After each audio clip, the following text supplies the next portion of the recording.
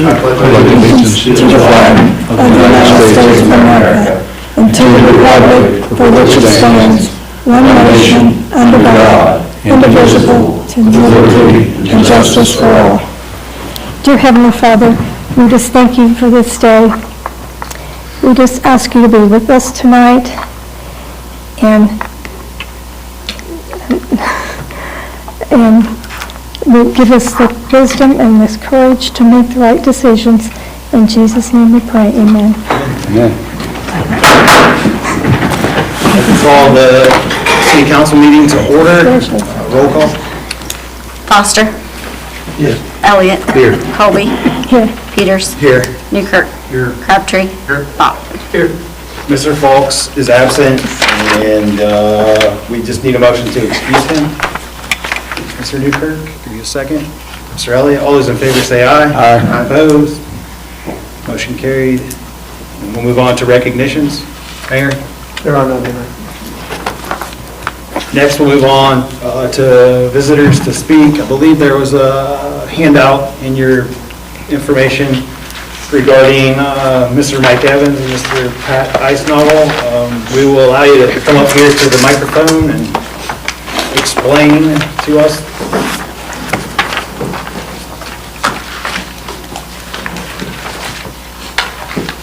Glad that you had us come over today to speak with you. Is this on? Can you hear me? Yeah. All right. My wife says I don't need a mic. Maybe it's the other way around. Maybe she doesn't need a mic. Anyway, I'm here with my associate, Vice President of the Jackson Area Family Activity Center, Mike Evans. My name's Pat Eisnagel. The reason we're here is I wanted to bring you up to speed regarding the YMCA and what's happened to it. Basically, about a couple months ago, we were in financial trouble. We didn't know how much trouble until they did an audit and found out we were quite a bit in debt. We owed several people a lot of money. And our CEO at that time resigned. We didn't fire him, and I want to make it perfectly clear that he did not take any money. There was no record of him taking any money, but there was misuse of funds. And so I wanted to bring you up to date. We're now under a new name.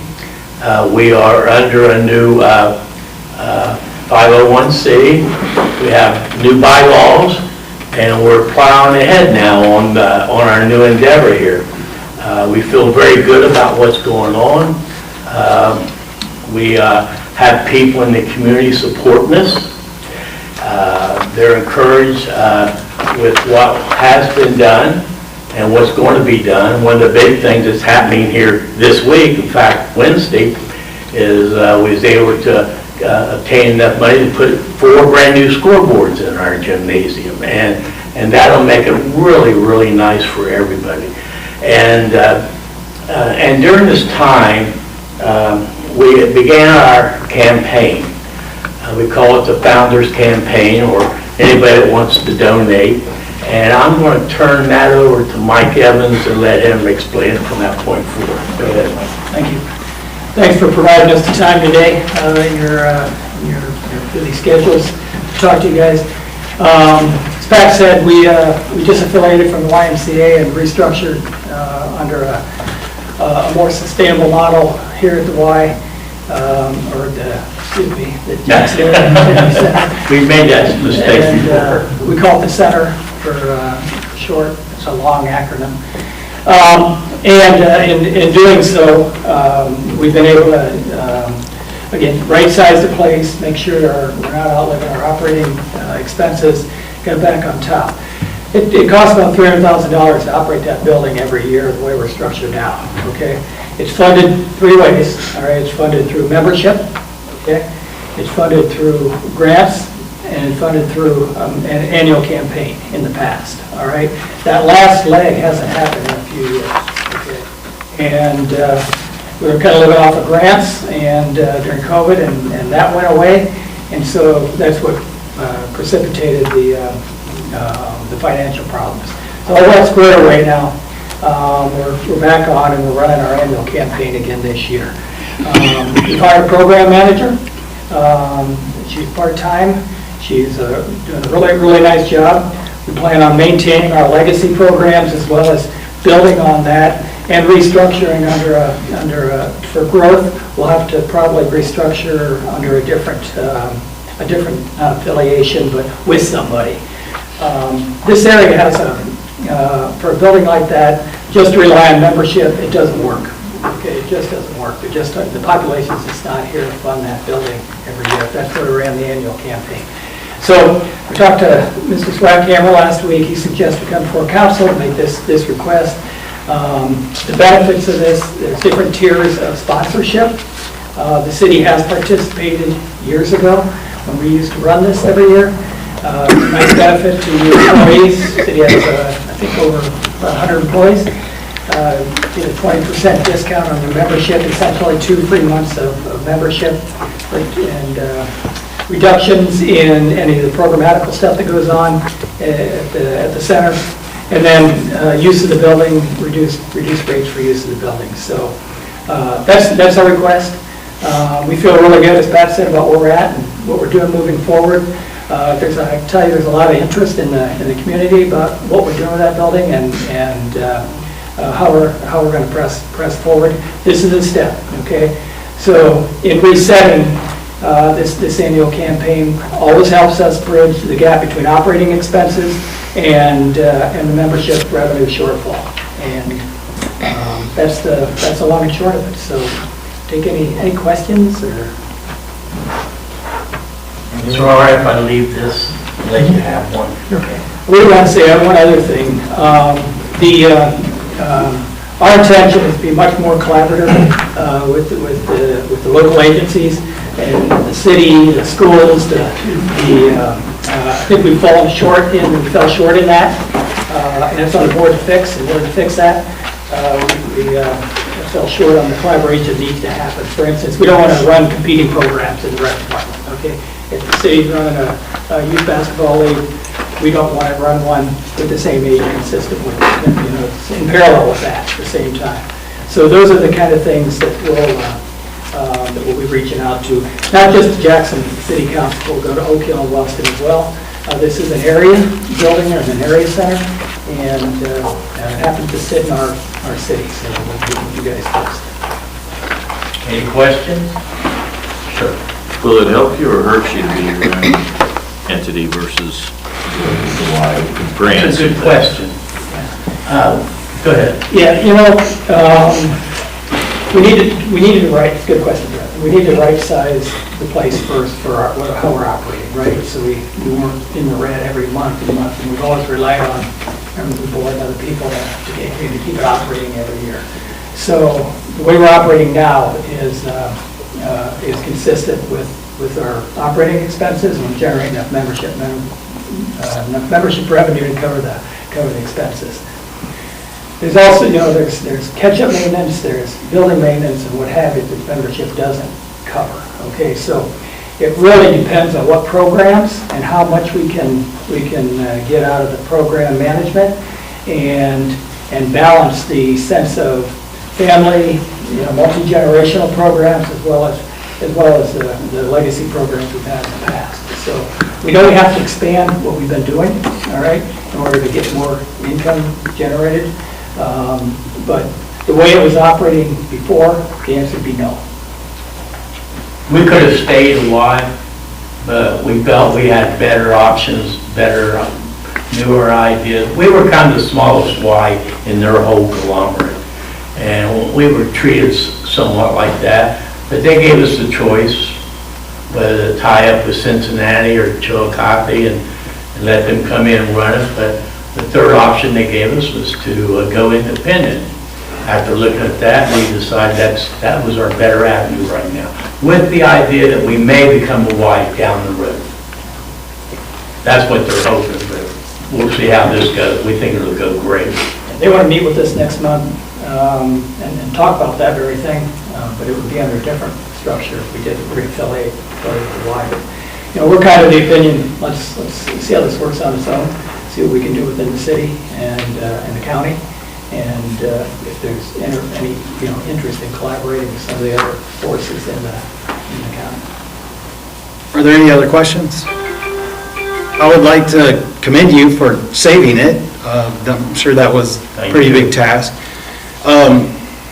I think of anybody who's ever been to Logan, to the Chieftain Center that's near the school there. I know they're partnered up with the school, but that's a lot of agencies and a lot of groups together as one, and it would be great in the future if we could have such a place for the community to enjoy.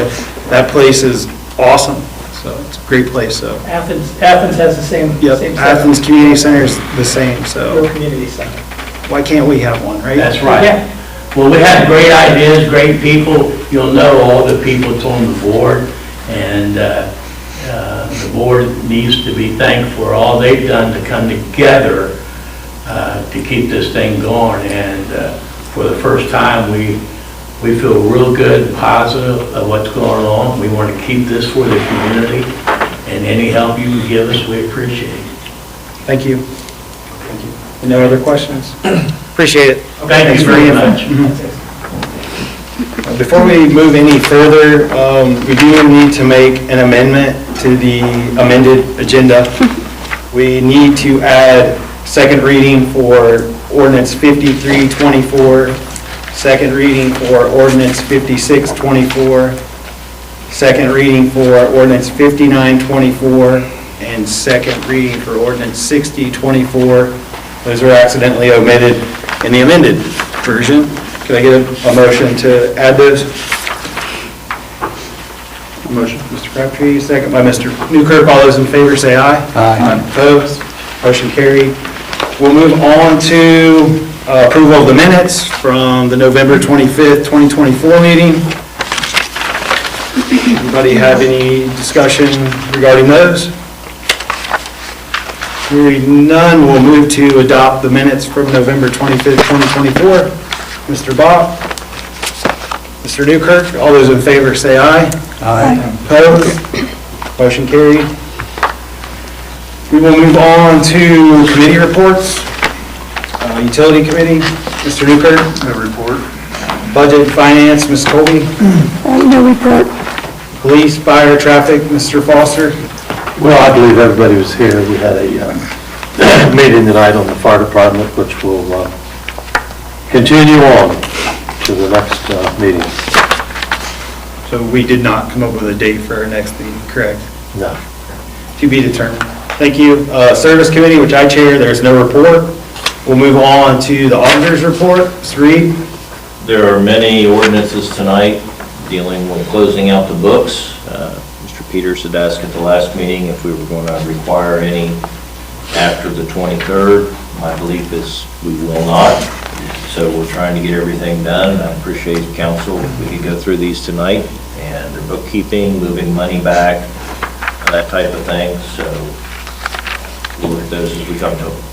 Thank you. Thank you. We'll move on to Mr. Kirby. I have no report. We'll move on to the Chief of Police, Mr. Hinch. I'll try to be brief. I did some statistical analysis a little bit today, just kind of playing around with some of our systems. There's, as you can imagine, at the beginning of November, the voters kind of voted to defund the police starting in 2026. There's a little bit of concern departmentally about the continuation of our mission. We feel like we've accomplished, I think speaking for all of us, consensus, we've really had a mission to try to make this the safest city in Southeast Ohio. And statistically, it really looks that way. I'd be interested to share it with you. I can put it on a chart for you next meeting. Every category that you want a reduction, we've got really big reduction numbers. Theft, assault, beating, burglary, drug possession, trafficking, overdose, sexual assaults. And I really want to take this time to thank the council and the administration for entrusting me so far to lead it the last 3 years. And over the last 3 years, I've had a lot of suggestions. I've had a lot of new outside-the-box ideas. And I think I've developed a trust among this council, this administration. If I say I'm going to do something, I'm usually going to do it. But I'm concerned when I say this, that without a good source of funding, I don't know how we continue that starting 2026. We could have a really good franchise, lots of training, good equipment, good personnel, they interact well, and, you know, it's kind of like the sports team has a championship dynasty, and then you sell all the good players, all the good players leave. You may take 10 years rebuilding that, and that's kind of the concern that I want to put out early. And I'm not asking anybody to take any kind of action tonight, but just consider, how do we go forward so that we don't start to lose personnel who start to go, I don't know that I'm going to have a job here, so I got to go take another job somewhere else. How does the incentive to continue knowing that this city's going to be able to provide them employment, keep those guys motivated to keep doing the absolutely wonderful job? I haven't seen one statistic that I'm disappointed in. I mean, I'll just give you a Prowler since 2019, down 94%. Theft, down 38%. Burglary B&E, down 70%. Overdoses, down 70%. Stolen vehicles, down 63%. I mean, double digit down. Up in the places you want it. Positive contacts with the public, unlocking people's cars who get their keys locked in it. I think you guys have all seen at some point, we're trying to help solve civic problems as well as crime problems. We want to be a part of it. I think we sold that mission, and I want to continue it, and I am concerned if there's not a source of funding and we go down, we're going to be on defense and we're going to lose all the progress that we've made, including the knowledge and the training. So I encourage anybody on this council, if you want to make an appointment, come see me in my office. I can bore you with all those statistics at that time and show you and answer even tough questions if you have them. Because I feel like I've got a pretty good grip on understanding the way that works and why some of the things that we've implemented in the last 3 to 4 years have worked and worked tremendously. You know, almost to the point that I feel like I could start to sell it to other cities because it's worked. So I want to promise you that through 2025 we're going to deliver you the same results. We're going to keep after it. We're going to go with the same tenacity we've gone, because the public voted that way, that tax doesn't end through 2025, and we believe they deserve that. So I don't know what you guys can do, whether there's discussion on that. I've talked to some people on, it didn't lose by a large margin. I think there were a lot of people that didn't understand all of it. I don't know if there's a way we can make that more clear. I think there were scary words like permanent tax that at no point do people understand that you can always take a tax off. In fact, we've seen that in this city before. But I just remember, some of you weren't in the seats that you were in. I remember when the last time there were layoff notices that went out and the funding was going to run out. It didn't wait till the funding ran out before the move started to be made. And we were devastated, down to 6 officers and 3 functional vehicles. And bringing on people and getting them trained to do this very, very serious job, and to the level that they're doing it, is not an overnight thing. So just something for you to consider. I do encourage you to come meet with me anytime. My door's open. You can call me. I think you all have my number. I'd love to go over any of it with you, but I do have some concerns starting 2026, and I like to look pretty far ahead. So that's my report for tonight. Are there any questions for the chief? I'll agree with you on the 10 years behind. When you get that far behind, you can't just catch up in a year. And I remember when the layoff notices, some of us were sitting in these chairs then, and we lost people just on the thought that we weren't going to be able to fund them. So I do think we need to get ahead of it. It seems like everybody was a proponent for it. We voted unanimously to put it on the ballot the first time and the second time. And there were people who voted last time that aren't in this room.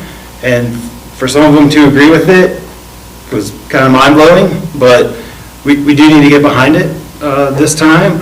I feel like too, like he's saying permanent, there was like a lot of negative connotation and wording, and just the not knowing. And the other part too was the confusion that someone who's retired doesn't have to pay for it.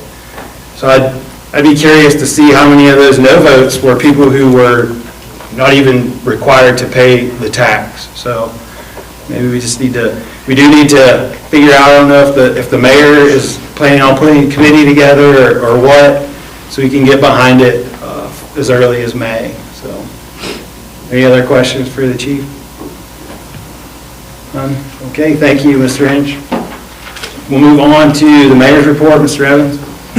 Yes, and I'm going to build off of that report, because I agree with probably everything the chief and Ryan has said about getting behind and supporting this tax, because we do want to be the safest city, and I do feel like it's working. But that's just half the story, because the police department is half the tax. And the other half is to make our safest city also the cleanest and nicest city. And I feel like that's been working too, with all of the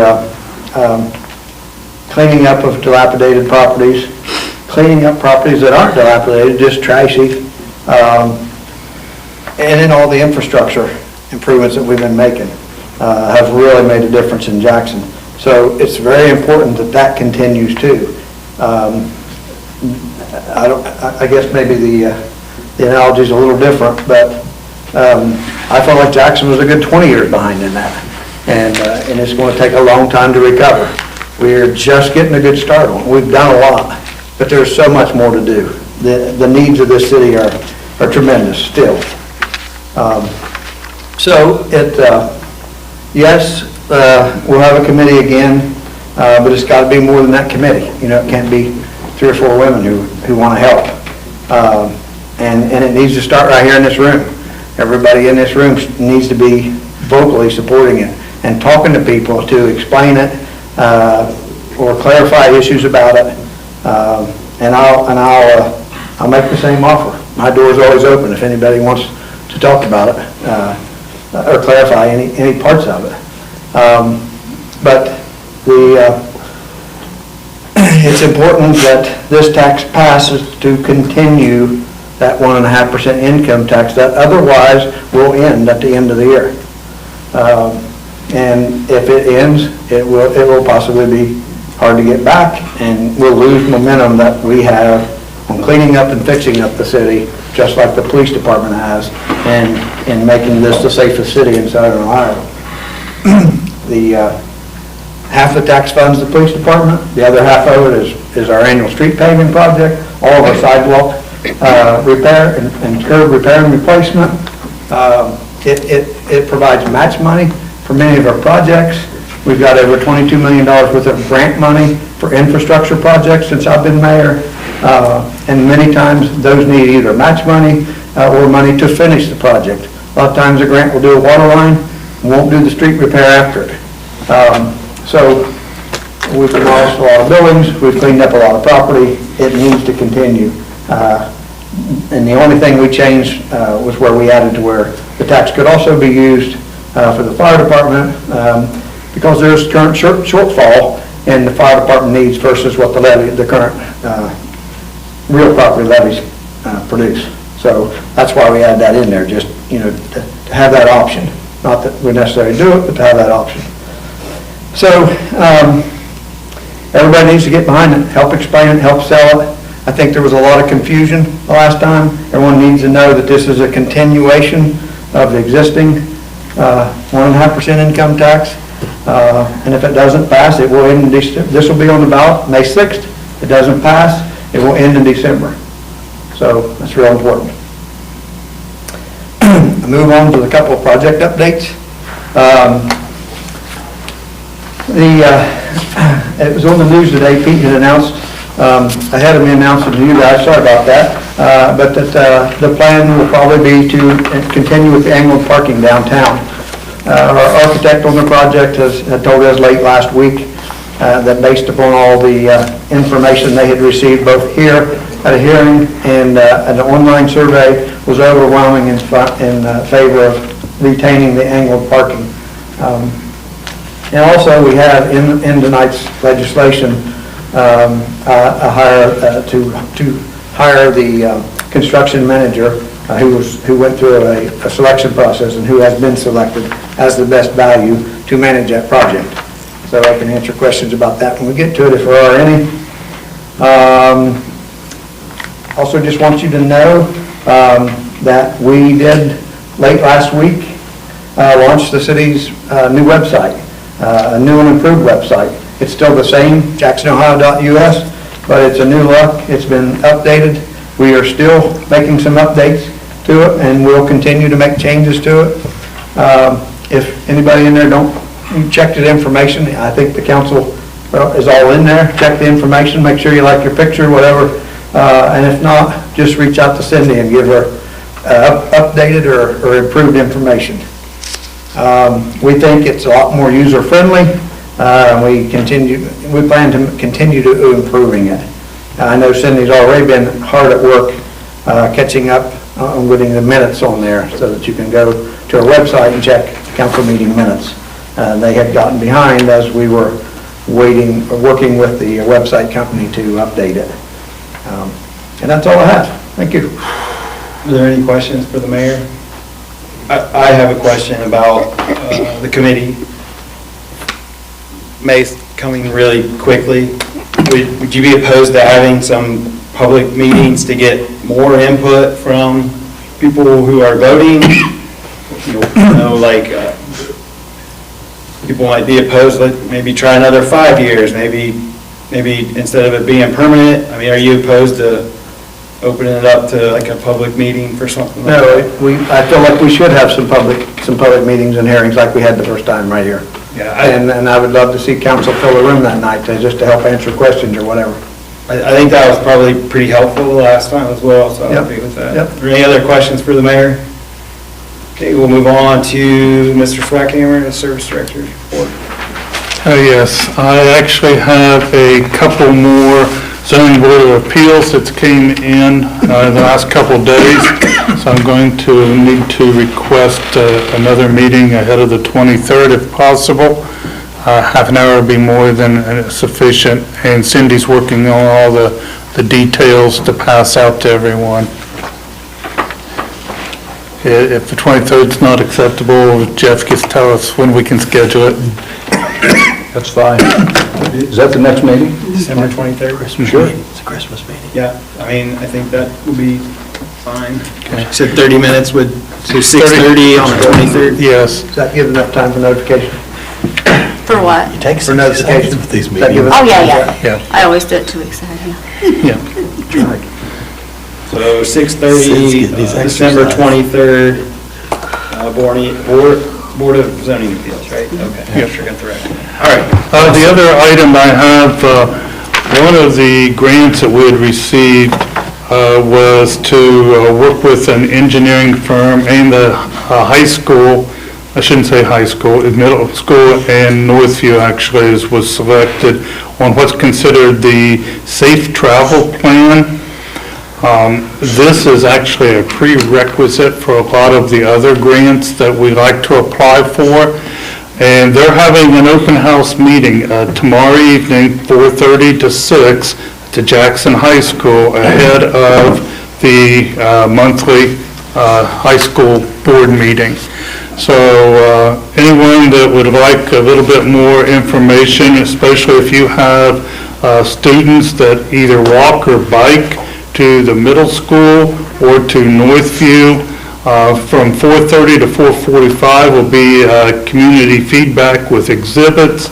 From 4:45 to 5 will be a presentation on the overview of the school travel plan. 5 to 6 then is continued community feedback, and the open house then ends at 6 o'clock at the start of the board meeting for the high school. That's all I have for this evening. Are there any questions regarding that? Is there a scope of any of it, or do we have to attend?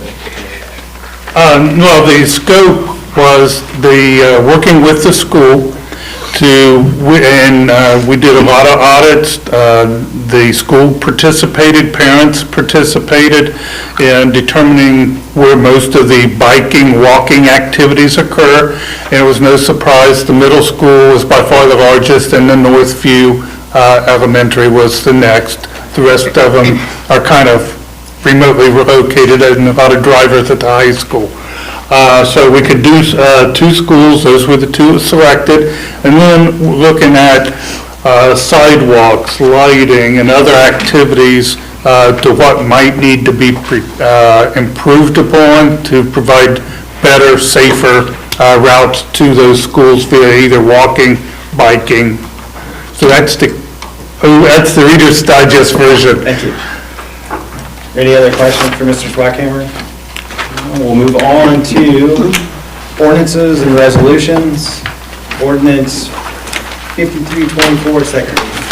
An ordinance repealing and amending the City of Jackson's codified ordinance sections 133.01 and 133.04 regarding firefighter personnel training and compensation.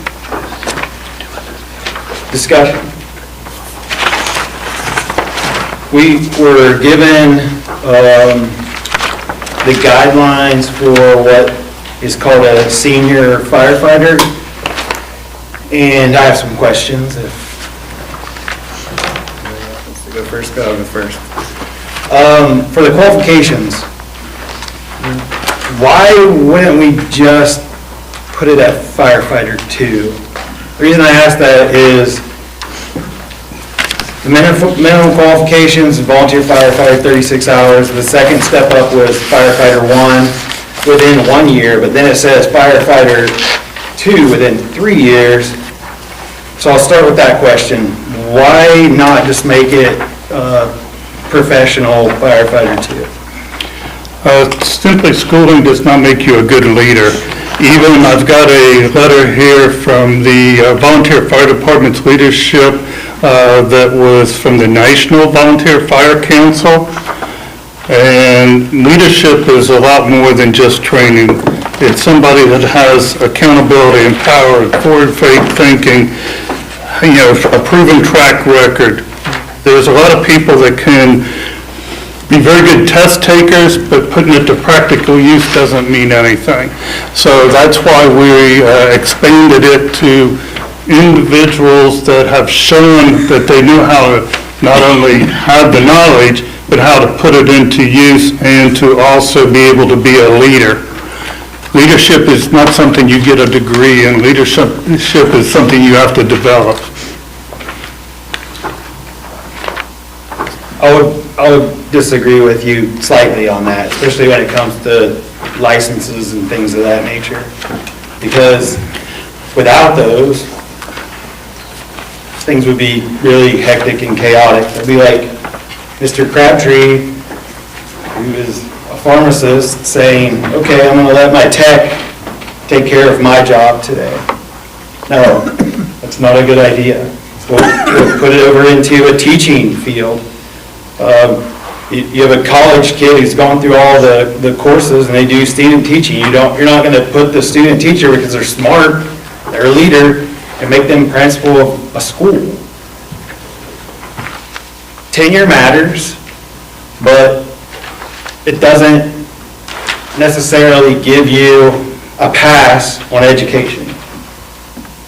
Maybe members of the council could chime in and give your opinion of it, but we'll go into nursing. So, I'm about to have surgery, and we have a surgeon, we have a registered nurse, we have a licensed practical nurse, and we have a surgical tech.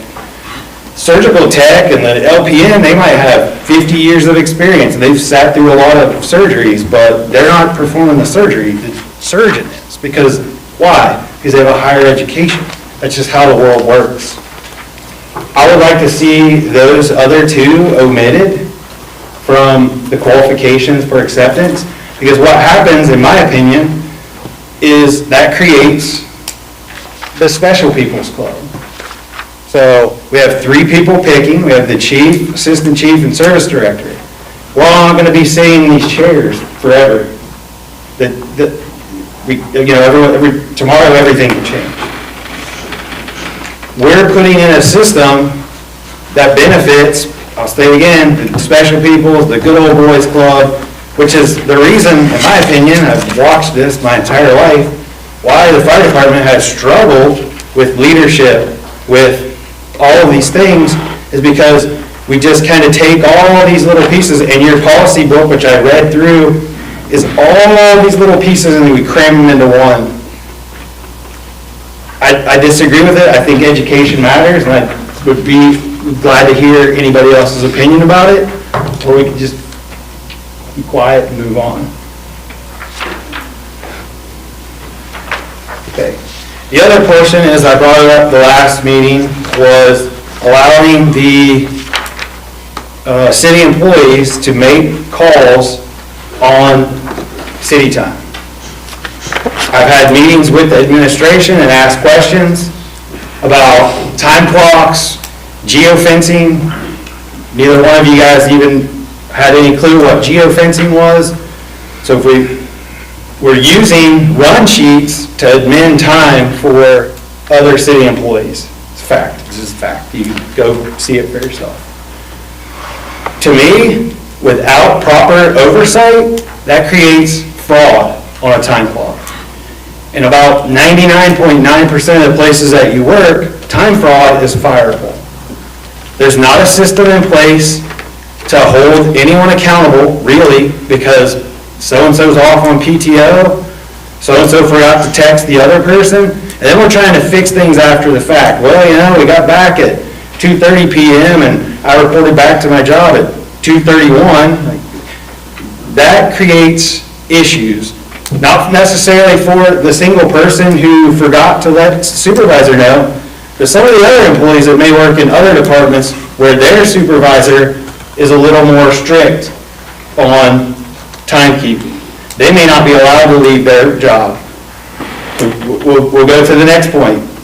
We're driving, here we are again, so it's kind of an emergency. So I see people drive past my house with lights on for going to a fire. They turn their lights on, sirens on, they drive to the firehouse. So during the day, if city employees are gonna get in a city truck with no red lights and sirens or any of that stuff, and we're just crossing our fingers that they're abiding the speed limit, stopping, because they're in a hurry. What happens between, job site and the fire station if there's a misjudgment, someone causes an accident because they were in a hurry to get to a call? The third part of all of this is we're going to circle back to it's like certain people getting certain treatment. That's what civil service I thought was. When we voted against this the first time, I was for it. I approached these guys to get the fire department reorganized, but I feel like we just hastily did it again and just we're kicking the can down the road. I think it creates a lot of issues to allow city employees to go on city time. Does anyone else have any other discussion for any of this? Or am I the only person sitting here that feels this way? I had a question about, let's say you're on the job and you're working on the street and alley and you get called out to a fire. What do you do next? You go. Do you have to clock out?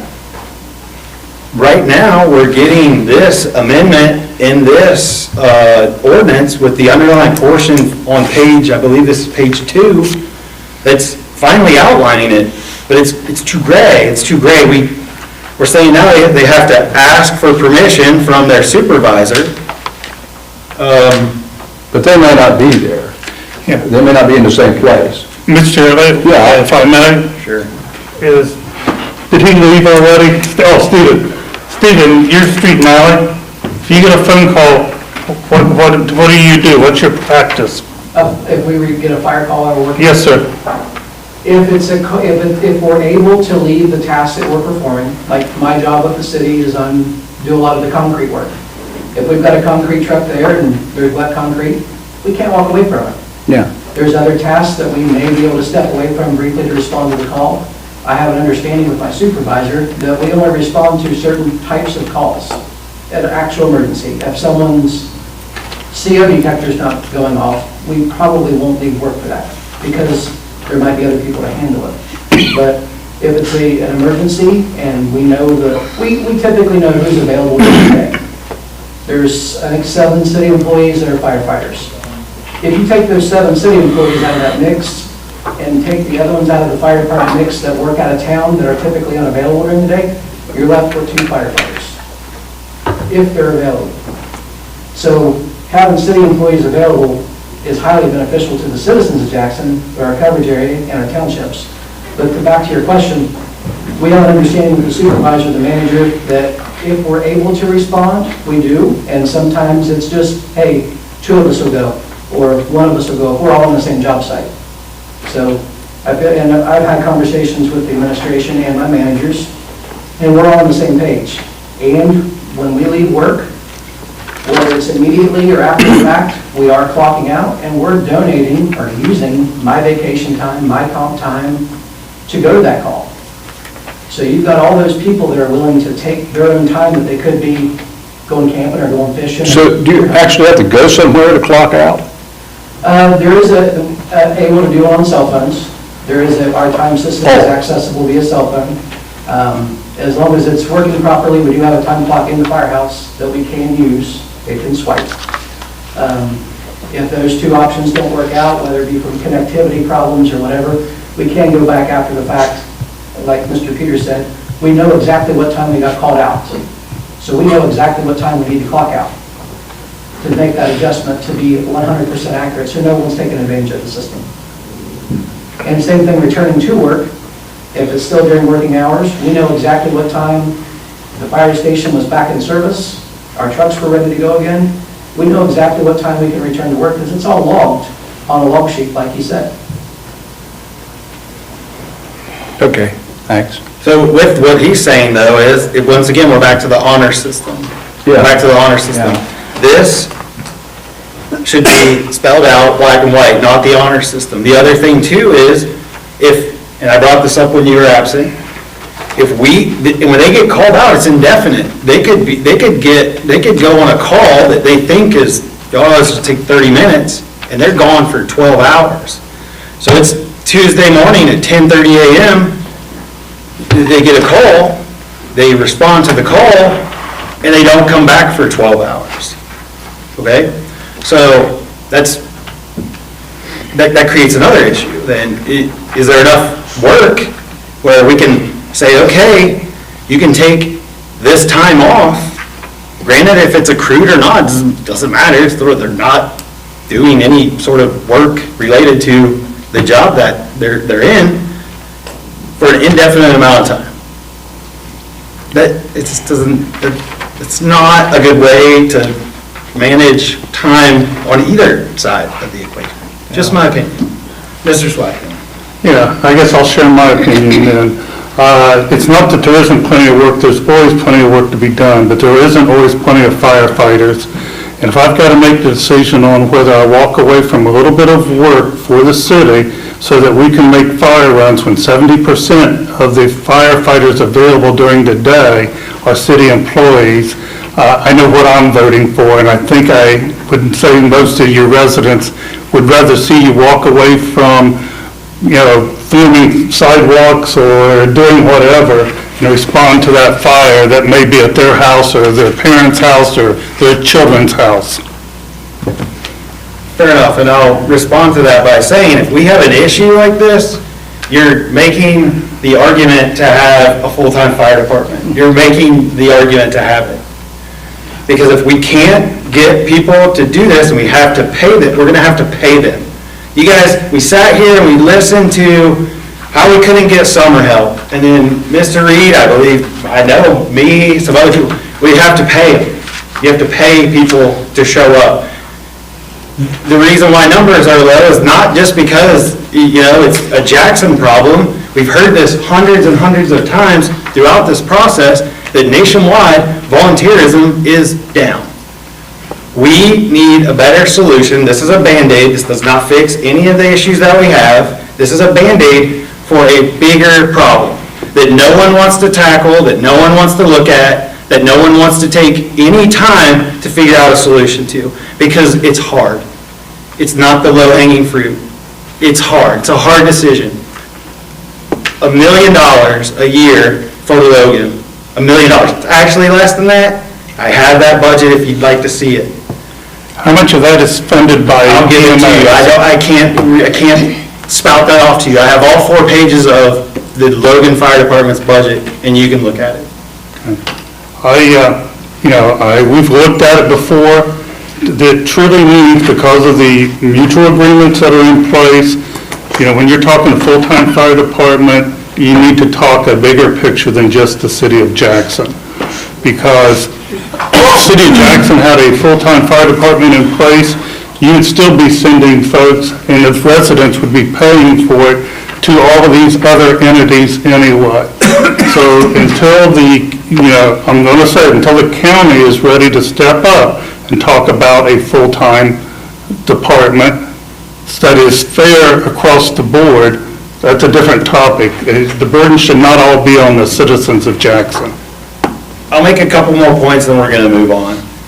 Point 1, we have an automatic aid agreement, which we entered into on our own accord. That's not required. There's already a mutual aid agreement in the ORC, so we went above and beyond that. So when he's saying we have to because we agreed to do it as an automatic aid. So that can be changed with the swipe of a pen. The other portion of that is, so we're just going to sit here and wait for the county to do it. We need to act on it. This is our city. These are our property owners, taxpayers. These are people that we're responsible to represent. We need to do better. I'll stop talking now. If there's nothing else to discuss, we'll move on, and this will be second reading. You've got 7 city employees as firemen right now, in response to a call. And there might be, if those was not available, there might be a couple halves out there, and that's it. Well, Wellston has a fire department, a full-time fire department. Wellston. I don't think we can talk about a full-time fire department now with the income tax problem. So, Any other at some discussion? time, there should be one. No, just not any time in the near future. Is there any other discussion? Hearing none, that'll be second reading of 5324. We'll move on to ordinance 5624, second reading. An ordinance establishing appropriations for the year 2025, beginning January 1st, 2025, and through December 31st, 2025, and declaring an emergency. Discussion? Does anyone have any questions that they need answered? I know that you're supposed to reach out to Cindy regarding this, but are there any questions today? Hearing none, that will be second reading of ordinance 5624. We'll move on to ordinance 5924, second reading. An ordinance restricting panhandling within the city in accordance with the newly created Chapter 729 of the codified ordinances of the city of Jackson. Any further discussion regarding this ordinance? Hearing none, that will be second reading of ordinance 5924. We'll move on to ordinance 6024, second reading. An ordinance prohibiting camping upon public property within the city in accordance with a newly created section to the codified ordinances of the city of Jackson. Discussion? Hearing none, that's second reading of ordinance 6024. Move on to first reading of ordinance 6124. An ordinance approving additional appropriations in the Mill Street Sewer Replacement Project Fund and declaring an emergency. Is there a motion to accept ordinance 6124? Move to adopt. Mr. Elliott, is there a second? Mr. Newkirk, all those in favor say aye. Aye. Opposed? Same sign. Motion carried. Discussion, Mr. Reed. What we're doing here is moving, this was money that was advanced to this fund, from the sewer fund, to run the project. This money is just being moved back to the sewer fund. There's a companion ordinance, and that's number 65. And then this would be one of the ordinances that we need to close. Clean up the books. I'll move to suspend the rules for ordinance 6124, second by Mr. Foster. Roll call. Foster. Yes. Elliott. Yes. Colby. Yes. Peters. Yes. Newkirk. Crabtree. Yes. Bach. Yes. Is there any further discussion? Ms. Kuhn, roll call. Foster. Yes. Elliott. Yes. Colby. Yes. Peters. Yes. Newkirk. Yes. Crabtree. Bach. Ordinance 6124 is adopted. We'll move on to ordinance 6224, first reading. An ordinance approving additional appropriations in the Hammertown Lake Improvements Project Fund and declaring an emergency. Is there a motion to accept ordinance 6224? Mr. Newkirk, is there a second? I'll second. All those in favor say aye. Aye. Opposed, same sign. Discussion, Mr. Reed. This is the same situation. We're moving money out of the improvements for the Hammertown project. It's done, and moving it back to the general fund. There's a companion ordinance, and it's number 72. Any further action to be taken on this ordinance? Motion to suspend the rules. Mr. Elliott, motion to suspend the rules. Can I get a second? Mr. Crabtree, Ms. Kuhn, roll call. Foster. Yes. Elliott. Yes. Colby. Peters. Yes. Newkirk. Yes. Crabtree. Bach. Any further discussion for ordinance 6224? Hearing none. Ms. Cole, excuse me, Ms. Kuhn. Foster. Yes. Elliott. Yes. Colby. Peters. Yes. Newkirk. Yes. Crabtree. Yes. Bach. Yes. Ordinance 6224 is adopted. I was going to call you roll call. Moving on to ordinance 6324, first reading. An ordinance approving additional appropriations in the Edwin Jones Fund and Lillian Jones Trust Fund and declaring an emergency. Is there a motion to accept ordinance 63 as presented? Mr. Elliott, second by Mrs. Colby. All those in favor say aye. Aye. Opposed, same sign. Motion carried. Discussion, Mr. Reed. Moving the interest out of the trust funds back to the funds so they are usable for the next year. So that's what this amounts to. So if we get this approved. Any other actions regarding ordinance 6324? Motion to suspend. Mr. Crabtree, motion to suspend. Can we get a second? Second. Mr. Elliott, roll call. Foster. Yes. Elliott. Yes. Colby. Yes. Peters. Yes. Newkirk. Yes. Crabtree. Yes. Bach. Any further discussion? I have one. Is that the interest, 15,000? That's pretty great. That's all I have. Any further discussion? Student roll call. Foster. Yes. Elliott. Yes. Colby. Yes. Peters. Yes. Newkirk. Yes. Crabtree. Yes. Bach. Ordinance 6324 is adopted. Ordinance 6424, first reading. An ordinance transferring funds for interest earned for the Lillian Jones Museum and declaring an emergency. Is there a motion to accept ordinance 6424? Mr. Newkirk, a second. Ms. Colby, all those in favor say aye. Aye. Opposed, same sign. Discussion, Mr. Reed. This is putting the interest back in the operating fund. Companion to the last one. Motion to suspend the rules. Motion to suspend by Mr. Elliott. Is there a second? Mr. Newkirk, roll call. Foster. Yes. Elliott. Yes. Colby. Peters. Yes. Newkirk. Yes. Crabtree. Yes. Bach. Any further discussion? Foster. Yes. Elliott. Yes. Colby. Yes. Peters. Yes. Newkirk. Yes. Crabtree. Bach. Ordinance 6424 is adopted. Moving to ordinance 6524, first reading. An ordinance transferring funds from Mill Street Cash Advance Out Fund to the Sewer Fund, advances and declaring an emergency. Is there a motion to accept ordinance 6524? Mr. Newkirk, second. Ms. Colby, all those in favor say aye. Opposed, same sign. Motion carried. Discussion, Mr. Reed.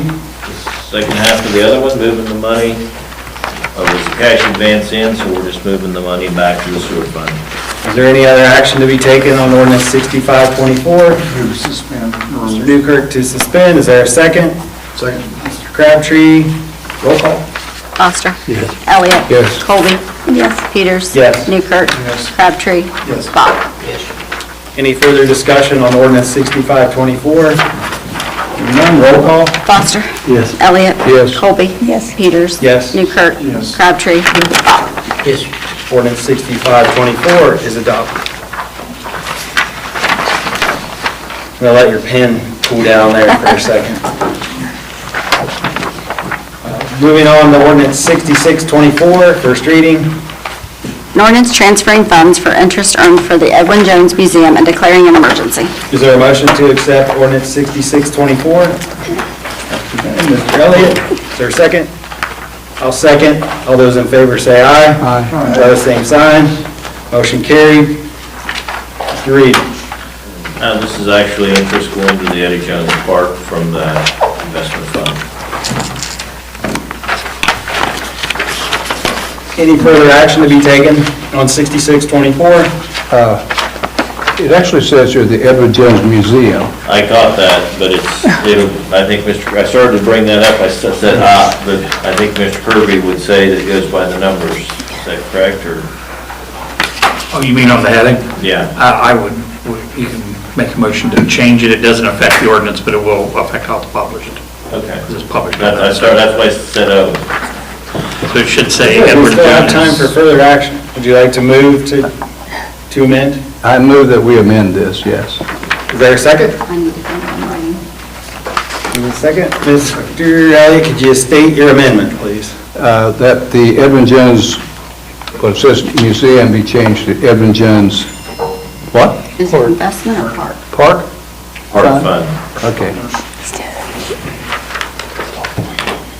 With the amendment, there's still a motion on the floor, seconded by Mr. Newkirk. All those in favor say aye. Aye. Opposed, same sign. Motion carried. Did you get that, Mr. Chairman? Is there any further action to be taken on 6624? Motion to suspend the rules. Motion to suspend by Mr. Elliott, second by Mr. Crabtree. Roll call? Foster? Yes. Elliott? Yes. Colby? Yes. Peters? Yes. Newkirk? Crabtree? Bach? Is there any further action to be taken? Excuse me, is there any discussion to be had before we take action on 6624? Hearing none, roll call. Okay, Foster? Yes. Elliott? Yes. Colby? Yes. Peters? Yes. Newkirk? Yes. Crabtree? Bach? Ordinance 6624 is adopted. Moving on to ordinance 6724, first reading. An ordinance transferring appropriations from the water, sewer, garbage, and electric funds to the general and community improvement funds for reimbursement in accordance with the Maximus Cost Allocation Study and declaring an emergency. Is there a motion to adopt 6724? Move to Mr. adopt. Elliott, is there a second? Mr. Newkirk, all those in favor say aye. Aye. Opposed, same sign. Motion carried. Discussion, Mr. Reed. This is what we do every year for the funds, their fair share of management, collections, and it's moved back, so it's done by the outside firm for us. Is there any further action to be taken on ordinance 6724? I move to suspend the rules. Mr. Elliott to suspend. Is there a second? Ms. Colby, roll call. Foster? Yes. Elliott? Yes. Colby? Yes. Peters? Yes. Newkirk? Yes. Crabtree? Bach? Further discussion? Roll call. Foster? Yes. Elliott? Yes. Colby? Yes. Peters? Newkirk? Yes. Crabtree? Bach? Ordinance 6724 is adopted. Moving on to ordinance 6824, first reading. An ordinance approving additional appropriations in the general fund, cash advance out fund, and declaring an emergency. Is there a motion to accept ordinance 6824? Mr. Crabtree, is there a second? Ms. Colby, all those in favor say aye. Aye. Opposed, same sign. Motion carried. Discussion, Mr. Reed. What we're doing is moving money from the general fund into, if you go to the next ordinance, 6924, the South Street project and the South Water Line project, 93. You can't end the year in the red. So what we do, we're getting reimbursements for these funds throughout the year. We still have some that we have not got, so we can't roll a year in the red, so we're doing a cash advance out to these projects, and then the money will go back to the general fund next year. Is there any further discussion on ordinance 6824? Motion to suspend the rules. Motion to suspend by Mr. Elliott. Is there a second? Ms. Colby? Roll call. Foster? Yes. Elliott? Yes. Colby? Yes. Peters? Yes. Newkirk? Yes. Crabtree? Yes. Bach? Is there any further discussion or action to be taken on 6824? None?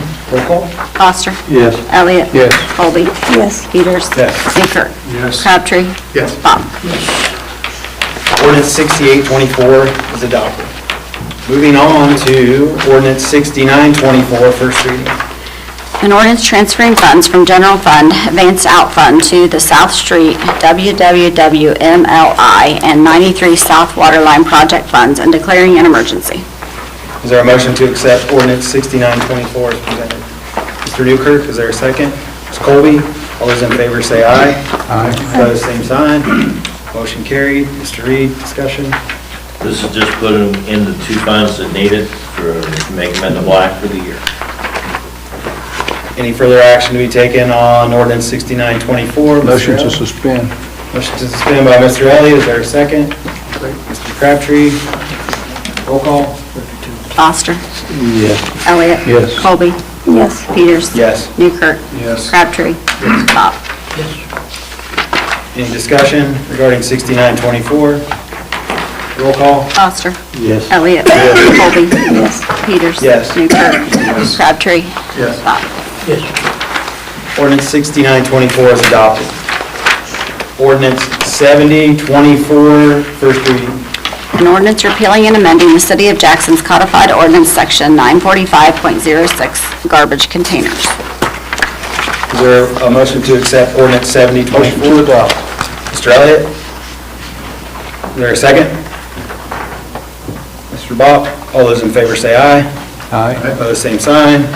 Motion carried. Discussion, Mr. Swackhammer. Yes, the city for the last year, maybe a little bit longer, has been looking at how other communities are handling a residential pickup of garbage.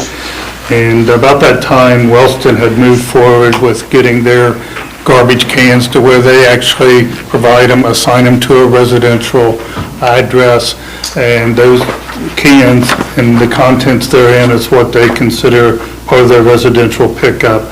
And with the way our current ordinances are in place, we run into a lot of questionable, should additional charges been charged, should they not? And we feel that this is the best way to go, not only for charging, but also for the safety of our employees. The garbage department is one of the highest areas of workman comp injuries we have because of the lifting, twisting, so forth. These cans you can pick up using a lift system off of the tailgate, and that's the direction we would like to move forward with in the future. With if this is passed, or when it's passed, we will do a test. We've ordered some already that we've been using for events and parks. We'll do a test model, but this would be our desire to move forward in this direction for the entire city. Just a question. It seems like this would add more time to the process. Is that fair? Have we tried it out? Well, if you go the full route that a Wellston did, where they're using the sidearm grab truck, they actually cut their time in half and the labor in half. They only run, the size of Wellston, they only run a 4-day route with one person and one truck. Are there any other questions regarding it? Mr. Bach? I have a question about the location with regards to all over this town, there's people that have decided that their trash cans stay at the curbs. How will that be enforced? I mean, who's going to enforce that? Because, I mean, it's a problem all over this town that, people are just too, I can't say it how I'd like to say it, but too lazy to put their trash cans back to their house. Yeah. Prior to this ordinance, there was nothing on the books to even allow us to try to enforce it. Once this is in place, now we have actually something that we can go act upon. So just to kind of ask what Mr. Crabtree was asking, you said cut it in half, but that's not the plan initially, right? No, I mean, everything is going to be a learning process on. Right, but my question on top of that is we have trucks now that aren't designed to side pickup, right? Well, we don't, but the trucks we have, for a very nominal cost, can be modified for rear tippers, to where you just pull them up and they can tip load Do in. some of the trucks already have them? I think. It's on one side. I'm gonna say, I've seen them do that with Yeah. people who actually have a container like that. Yeah. The other question, and maybe I'm crazy, but we don't know what the cost is.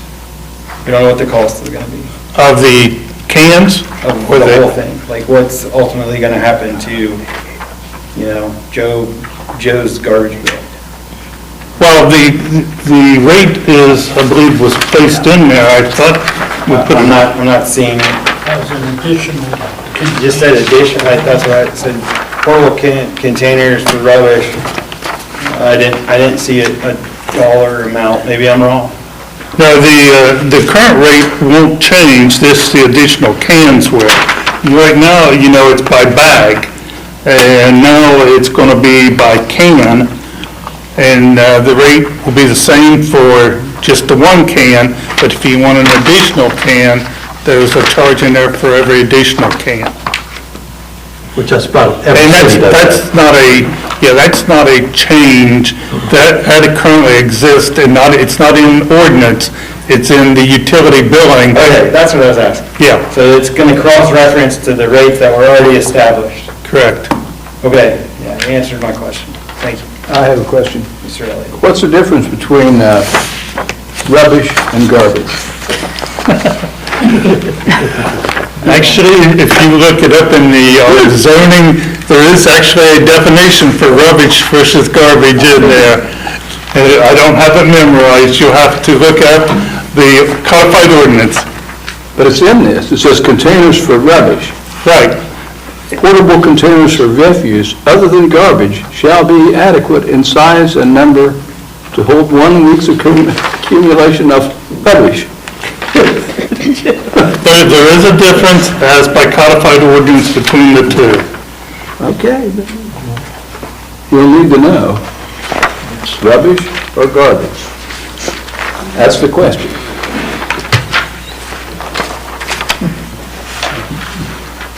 Are we gonna have any other discussion on 7024? Hearing none, that's first reading of ordinance 7024. Moving on to ordinance 7124, first reading. An ordinance repealing and amending the City of Jackson's codified ordinance sections 351.11, 355.01, and 355.99, regulating parking in congested district and municipal lots for parking. Is there a motion to accept 7124 as presented? Motion to adopt. Mr. Elliott, is there a second? I'll second. All those in favor say aye. Aye. Those same sign. Motion carried. Discussion. Mr. Swackhammer. Yes, 7124 is actually something that Chief Hinch and I have worked on. A lot of this falls back on how and can he enforce it, and what is the best way for him to enforce it, but also it puts some clerical duties on his department. And so I would like to give the chief an opportunity to speak on this one. I think I felt during the police, fire, and traffic committee meeting, this was kind of the design that I had come up with to maybe solve a 20-plus year problem of how do we enforce the 2-hour, 4-hour, 8-hour parking? How do we keep vehicles from staying days on end in downtown congested district spaces, municipal lots, et cetera? And I believe this has probably the best plan for that and allows us to take enforcement action if necessary. In the event that there are special events in the downtown, it gives us a contact list of people who have permits to park in the restricted time. We're really trying to appease everybody and everybody's complaints. Whenever there's been a way to try to fix the congested parking in the downtown and the problems, it's always created a problem for somebody else. We believe this solves a little bit of everybody's problem who sits on any side of this. So we kind of work on this, and it does put a little bit of burden on us, but it's actually something that we'll be able to help regulate then, as opposed to now when it's almost impossible to regulate. Is there any other discussion or questions for Mr. Hinch? I agree. I appreciate you guys putting the effort so quickly to bring it to your council. Is there any other discussion? I have a question. Sure. Parking in the congested district shall be limited to the hours of 6 a.m. and 3 a.m. What does that mean? If I can answer for it, that means nobody should be parking there between 3 a.m. and 6 a.m. Oh, between. It should say that. So it's saying it's okay to park there from 6 a.m. in the morning until 3 a.m. the following day, but at 3 a.m. until 6 a.m. the next day, that 3-hour window. It should say that then. It's saying it one way, there's two ways you can say it. You say you can't park here at this time, or you can park here at these times. And so it's saying the one. It may need clarification. It does need clarification.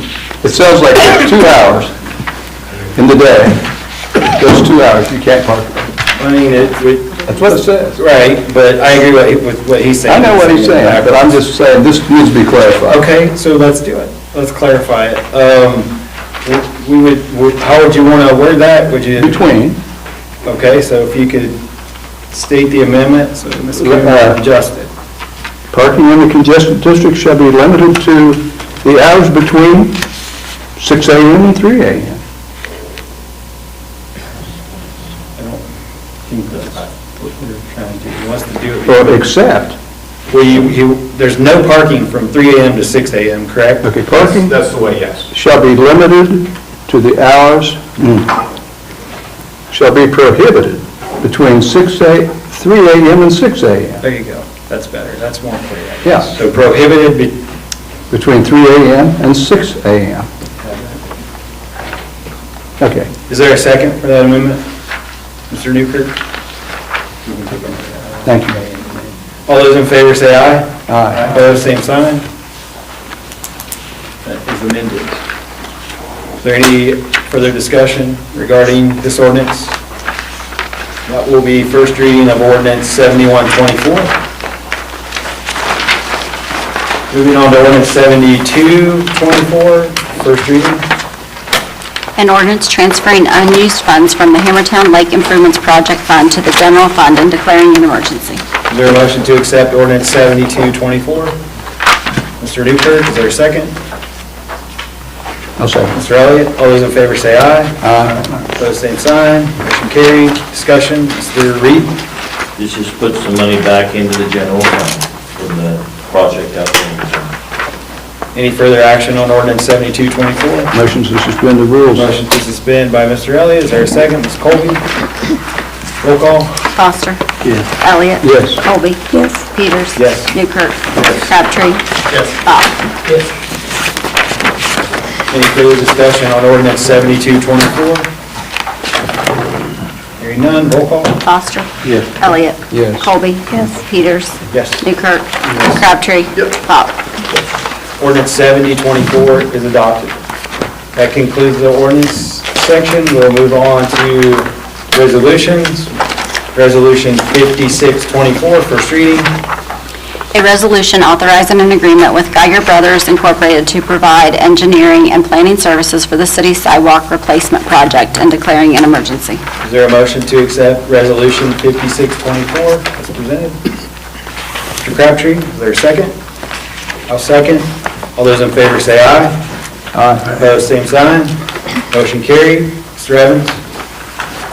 Yes, the downtown revitalization grant project is being managed through a construction manager at risk type of managing system. 4 contractors from Southern Ohio had made proposals to manage that project. It was a very extensive process, and Ross County, who is administering the Appalachian Community Grant, and their legal team it was a very extensive process of evaluating those four. All four of them gave very good proposals, we felt like, but in the end, Geiger Brothers, local contracting company Geiger Brothers, was determined to be the best value based on a point system to manage this project. And this is to approve their contract so we can keep the process rolling. Any question for Mr. Evans? Hearing none. Motion to suspend the rules. Motion to suspend by Mr. Elliott. For a second, Mr. Newkirk. Roll call. Foster. Yes. Elliott. Yes. Colby. Yes. Peters. Yes. Newkirk. Yes. Crabtree. Yes. Bach. Any discussion? I have a question. You said Ross County administers the grant. Kinda. We're involved in administering it locally. They're involved in administering it, and then they have a whole lot of, it's a very big team involved in it. It's a very, they have over $35 million. I'm sorry, Ross County themselves has over $35 million. Their grant, total grant was like over $165 million. There's 30-some projects that they're overseeing as part of their Appalachian, the group of their Appalachian Community Grants. There's a lot of people involved. Motion to suspend is on the floor. Is there any other discussion? Hearing none. Roll call. Foster. Yes. Elliott. Yes. Colby. Yes. Peters. Yes. Newkirk. Yes. Crabtree. Yes. Bach. Resolution 5624 is adopted. We'll move on to correspondence. I don't have any. No correspondence. On to old business. Anything under old business? I have a question under old business. Can council be sent the Jaffe Street agreement via email?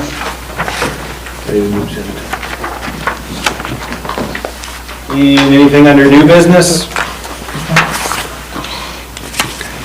Under new business, we've already scheduled the Board of Appeals for zoning meeting, 6:30, 12/23/24, right here. Right here. All right, got that. Anything else under new business? Hearing none. Speak now or forever hold your peace. Motion to adjourn. Mr. Crabtree, second by Mr. Pop. All those in favor say aye. Aye. Opposed, same sign. Meeting adjourned.